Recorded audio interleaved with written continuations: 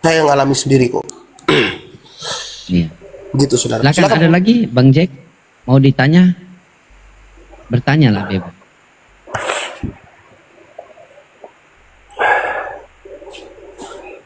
Bukan main typing yang bawah Coba. ya. Diam-diam Iya, di sebelah itu. Coba. Orang di sebelah itu murtad. Masuk Katolik. Oh, di sebelah di tetangga. Saya lihat Bang Jack sekarang ini ibaratnya seperti Yohanes 5:30 ya. Coba baca. Saya lihat Bang Jack sekarang ini seperti Yohanes 5:30. Aku tidak dapat berbuat apa-apa dari diriku sendiri. Ikutlah orang-orang yang jejak seperti Bang Al begitu. Berdoa kepada Tuhan. Intinya Tuhan itu Allah Abraham, Isa dan Yakub, berikanlah petunjuk. Gitu. Bagaimana Bang Jack? Sudah paham sampai di sini? Sudah? Asyhadu? Silakan bertanya lagi. Semangat. Mencari kebenaran itu semangat loh. Pokoknya semangat.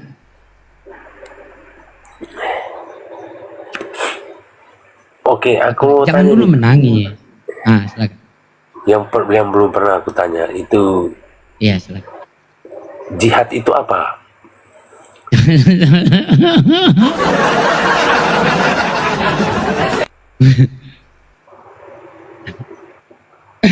Jihad itu ketika ada perintah perang sebagaimana di At-Taubah ayat 24. Itu perintah perang, jihad. Ada jihad juga itu ada maknanya perang, ada jihad melawan hawa nafsu. Sekarang Anda ini juga berjihad ini. Anda berjihad melawan kebatilan untuk mendapatkan yang hak.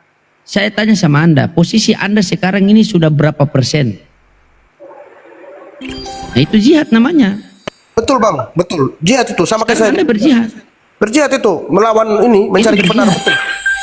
Benar Bang. Karena kata Nabi itu ketika selesai perang itu maka sahabat mengatakan apakah masih ada perang? Maka seluruh sahabat mengatakan Nabi mengatakan akan ada perang yang paling dahsyat, yaitu perang umatku akhir zaman. Maka seluruh para sahabat menangis. Karena kenapa? Karena mereka tidak berada di perang itu lagi. Yaitu perang yang paling dahsyat itu kita, yaitu perang melawan hawa nafsu sendiri. Anda sementara berjihad loh melawan hawa nafsu Anda sendiri, melawan Anda punya doktrin itu kan. Itu namanya berjihad. Begitu. Makanya dikatakan Nabi Muhammad katakan kita umat akhir zaman itu tuba liman lam yaroni amani wa summa tuba sampai 7 kali. Mereka lah umat yang paling beruntung. Liman lam yaroni amanabi. Bayangkan coba. Jadi jihad itu sekarang Anda berjihad. Mungkin masuk pemikiran dari Anda itu adalah berjihad itu berperang. Kan? Menbun-bun. Nah, itu namanya jihad. Jadi makna jihad itu luas. Begitu. Ketika saya sama istri saya misalnya bertengkar, kan? Akhirnya saya berusaha untuk mendamaikan rumah tangga kita agar tidak terjadi perceraian. Itu saya berjihad. Segala sesuatu ketika melawan kebatilan itulah berjihad. Karena hak dan batil ini selalu bagaikan air dan minyak. Sulit berpisah namun selalu berdamping. Makanya kita punya doa itu Allahumma arinal haqqa haqqa warzuqna tiba'a wa arinal batila batila warzuqna jitnaba. Salah satu yang Anda sekarang ini kan Anda berjihad melawan Anda punya doktrin. Gitu. Karena yang masuk di pikiran manusia yang sekarang ini jihad itu cuma pergi perang. Gitu.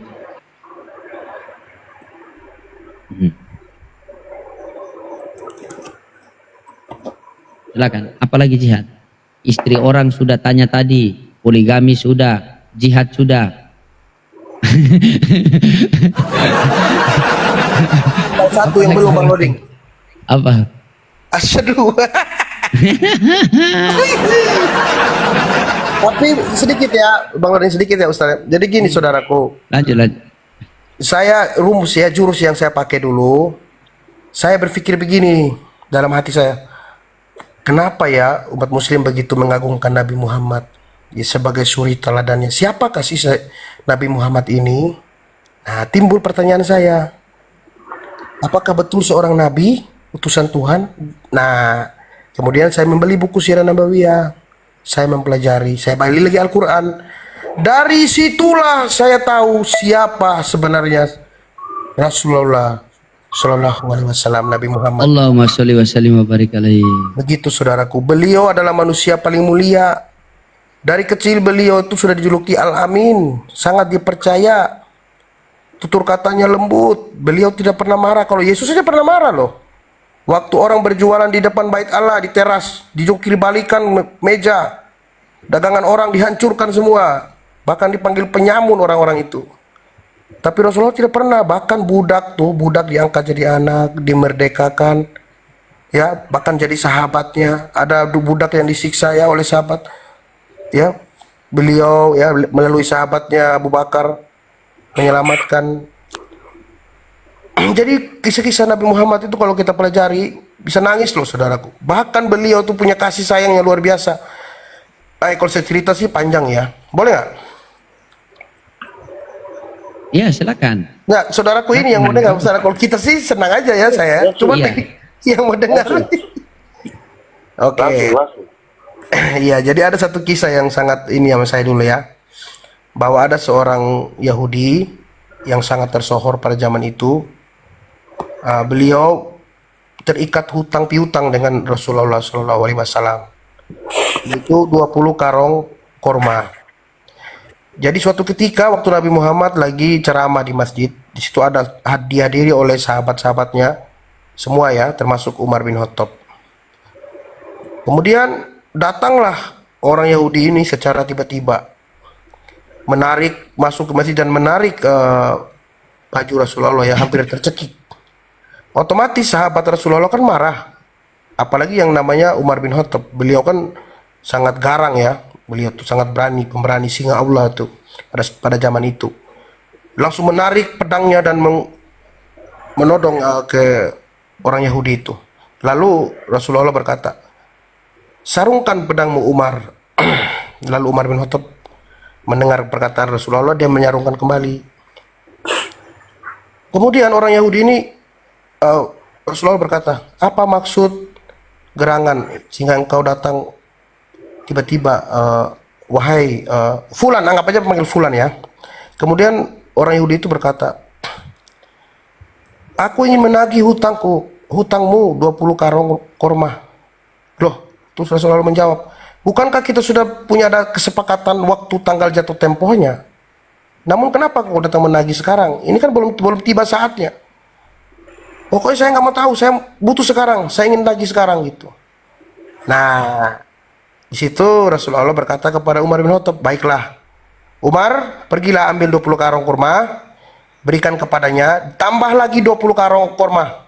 Loh, Umar protes, loh, bukannya cuma 20 karung, Rasul?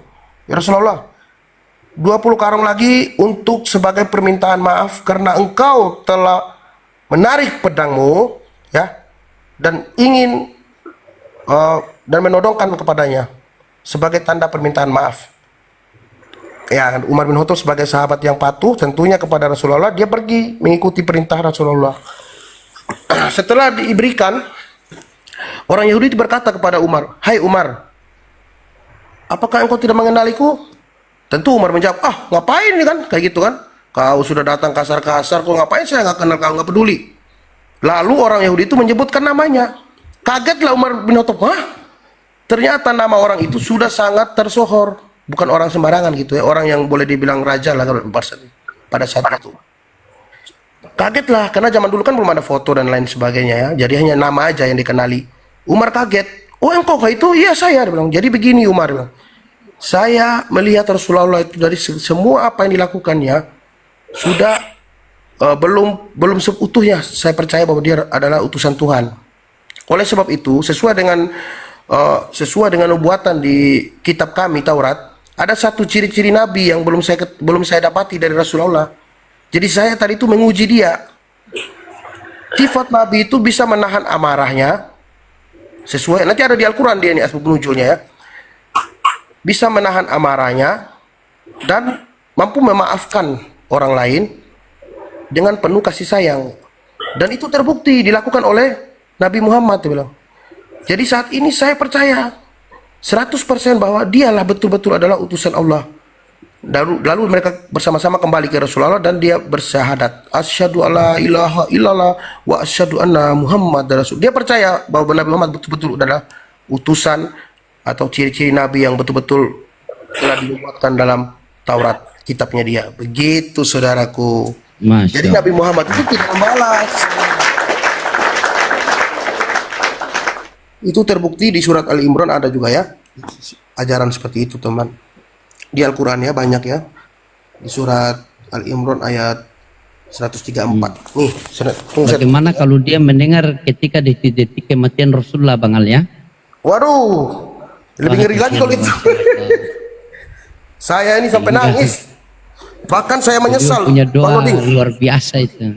Saya menyesal kenapa saya tidak mualaf dari dulu aja segitu. Benar. Allah. Waktu saya sujud kepala saya, muka saya sampai ke tanah itu saya nangis. Kenapa saya nggak dari dulu ya Allah? Kenapa baru sekarang? Segitu saya nangis, benar. Begitu indahnya Islam itu ya. Ya lihat ya Ali Imran, perhatikan saudaraku. Saya belajar, pokoknya kita belajar aja, percaya sama diri kita dulu. Jangan percaya kepada orang lain, siapapun jangan. Gitu kuncinya. 134 ya. Saya beli Al-Quran kok saya belajar. Bahkan lucunya Bang Loding, Al-Quran yang saya beli itu kenapa jadi dua? Pertama saya pesan di Shopee kan. Saya tidak tahu mana kitab gundul, mana yang ada terjemahannya. Yang datang yang kitab gundul, ketawa saya. Pesan lagi akhirnya dua kitab Al-Qurannya. Allahu Akbar. Nah ini perhatikan. Orang-orang yang bertakwa ya, yang dicintai oleh Allah Subhanahu wa Ta'ala, perhatikan Ali Imran ayat 34. Yaitu orang-orang beruntung, yaitu orang-orang yang berinfak baik di waktu lapang maupun sempit. Bismillahirrahmanirrahim ya.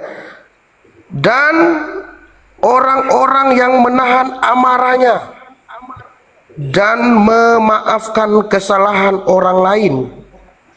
Dan Allah mencintai orang yang berbuat kebaikan. Masya Allah. Ayat ini saja sudah membuktikan bahwa ajaran Islam itu ya luar biasa, saudaraku. Baru kau anggap di Alkitab tidak ada. Ya ada. Bapa kami yang di surga, dimuliakanlah namamu, datanglah kerajaanmu, jadilah kehendakmu. Tahu saya ada, Bang. Tapi ya, saudara masalah-masalah kebaikan begitu kamu kira tidak ada? Yo, ada, cuman beda. Kalau di Islam mereka mengimplementasikan betul apa yang diperintahkan oleh Tuhan. Allah Abraham, Allah Ishak, Allah Yakub. Contoh, perhatikan. Ya. Nih buktinya ya. Saya pakai data, lihat. Di sini imamat 1 nomor 2. Ini perjanjian lama ya. Imamat 1 nomor 2, perhatikan.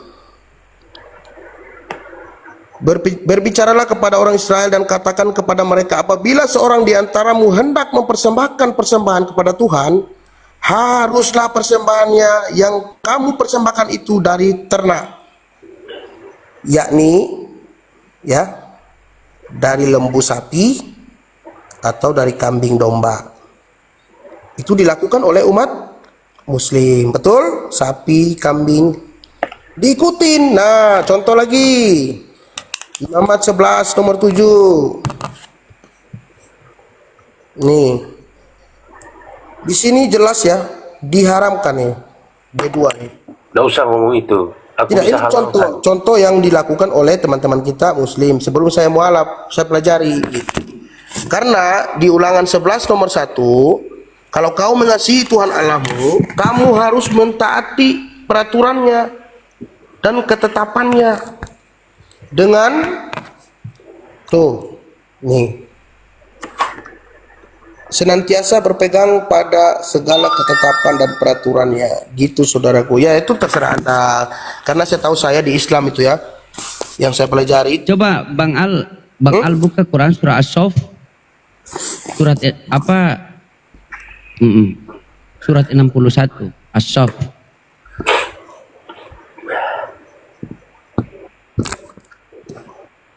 Ya. As-Saff ayat dari 10 sampai 12. 10 ya. Coba dibaca. Ini diberikan tawaran sih, tapi kalau beliau mau ya alhamdulillah. 10 sampai berapa, Bang? 10 sampai 12. Coba dibaca. Oke. Bismillahirrahmanirrahim. Wahai orang-orang yang beriman, maukah kamu aku tunjukkan suatu perdagangan? Wahai orang-orang yang beriman, maukah kamu aku tunjukkan suatu perniagaan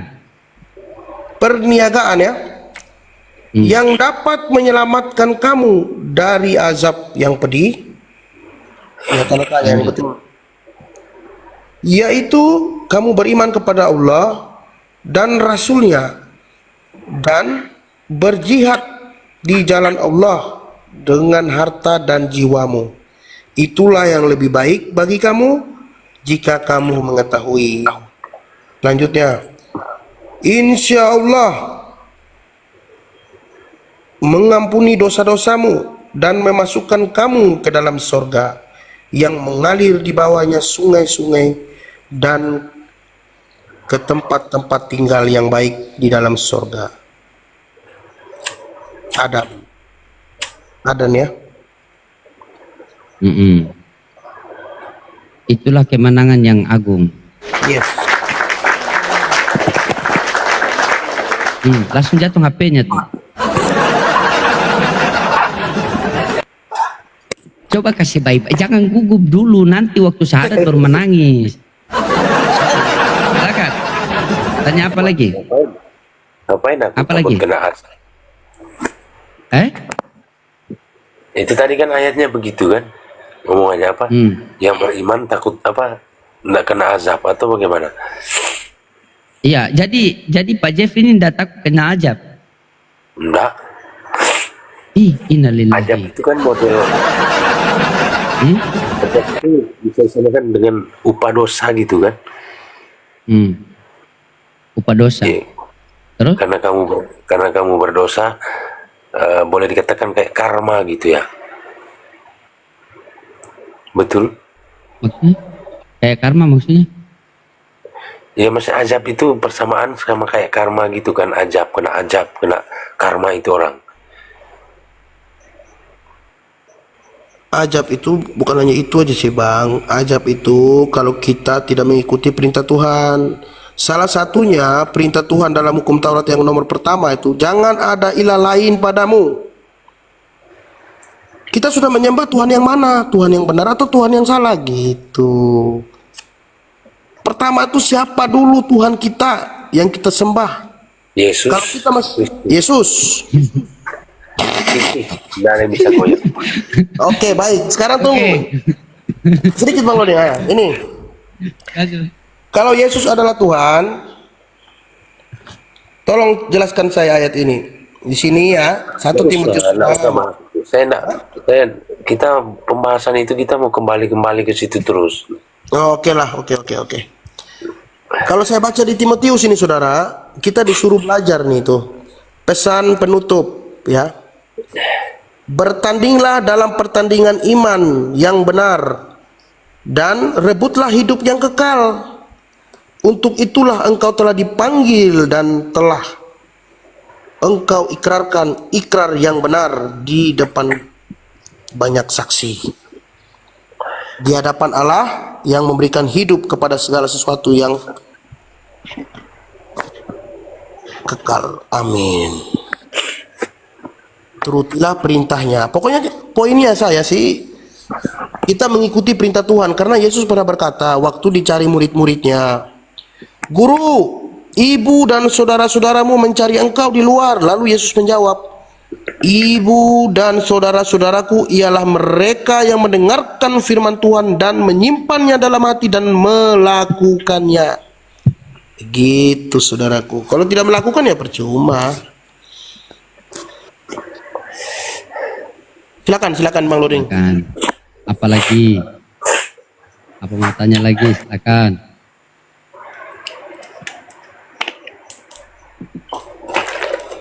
Minum.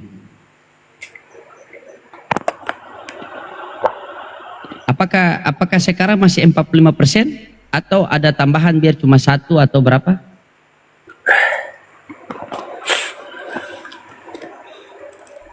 Atau masih posisi bertahan?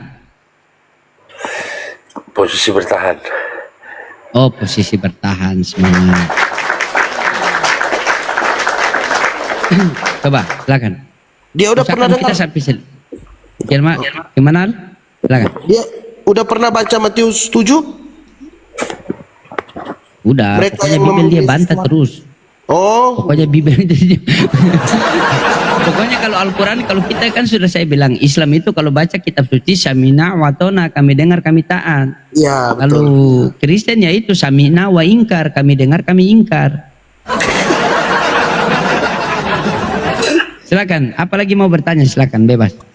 Minimal malam ini bisa tertambah, kalau bisa kita selesaikan malam ini supaya sebentar subuh kita langsung eksekusi. Biar sholat subuh bareng toh. Silakan. Ya, silakan. Tadi kan mode serius kan, sekarang ini mode lebih serius daripada tadi. Silakan. Apa yang mau Anda tanyakan? Kalau saya itu bebas Anda bertanya, yang penting satu yang pernah Anda tanya tentang keuangan, karena itu juga masalah kita berdua itu. Silakan.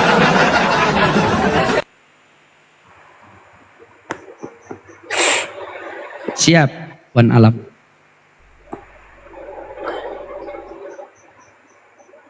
Ada yang taping itu tentang roh kebenaran. Udah baca Bang? Typingnya jelek semua. Nah, ini udah kasih tahu kok. Mereka Yohanes 15 mengatakan Yesus menjanjikan penghibur. Nubuatan Yesus tentang Rasulullah udah tahu Bang? Sudah kemarin kita bahas, dia bantah lah gitu. Kan dia bantah ini dari apa semua dia bantah. Tapi setelah akhir-akhirnya diakui. Makanya 40%. Coba tanya lagi, coba cari-cari apa yang pengen ditanyakan apa coba. Dengan tenang, penuh kasih karunia gitu. Karena kegagalan yang paling fatal pada diri kita ini bukan kita gagal dalam buat usaha, bukan gagal dalam tes polisi, gagal tentara, gagal PNS, gagal bukan. Tetapi kegagalan yang paling fatal pada diri kita ketika kita menghadap Allah dan tidak mendapat ridhonya Allah Subhanahu wa taala. Ketika Betul. kita menghadap Allah, kita tidak mendapat kasih karunia Tuhan. Lah kan? Masya Allah, mantap Bang Loring, keren. Itu kegagalan yang abadan-abadan itu.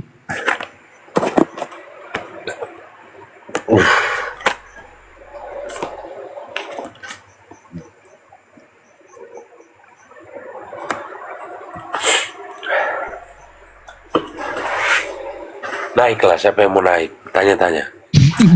Berarti.